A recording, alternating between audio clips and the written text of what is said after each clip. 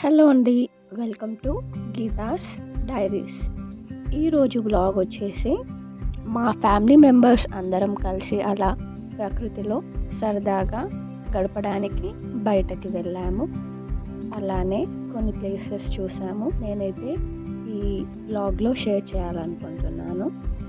దాంతోపాటు కొంచెం ఒక ముఖ్యమైన సమాచారాన్ని కూడా నేను మీకు నా నాలెడ్జ్ని షేర్ చేయాలనుకుంటున్నాను. మహాభాగ్యం అంటే ఏంటో ఇప్పుడు మనం ఒకసారి తెలుసుకుందాము. మనిషికి శారీరక పరంగా ఆరోగ్యమే మహాభాగ్యము.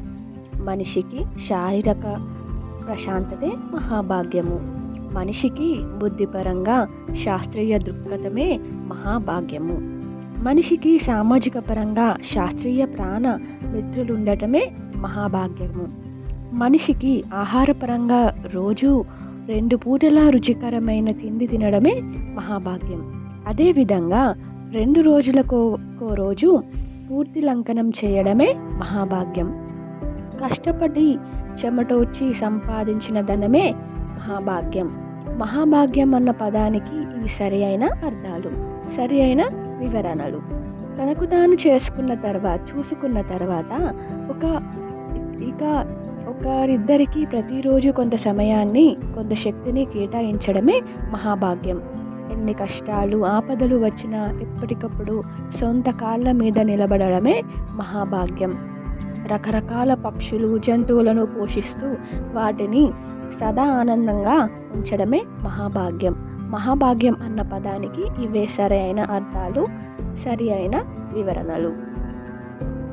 నేను ఇవన్నీ ఎందుకు చెప్పాలనుకుంటున్నానంటే, మహాభాగ్యము అంటే మనం జీవితంలో 2 విషయాలు తెలుసుకోవాలండి.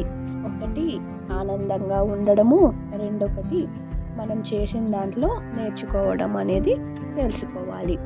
రోజంతా కష్టపడిన తర్వాత కొన్ని గంటలైనా సుఖంగా నిద్రపోగలగడమే మహాభాగ్యం.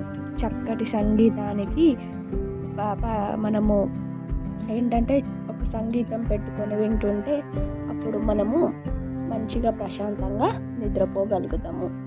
మొత్తానికి ఇది మా వ్లాగ్. మా ఫ్యామిలీ అందరం కలిసి అలా బయటకు వెళ్ళి మేము ఫుడ్ తినేసి ప్రకృతిని ఎంజాయ్ చేసి వచ్చాము. ఇదే అండి మా వ్లాగ్.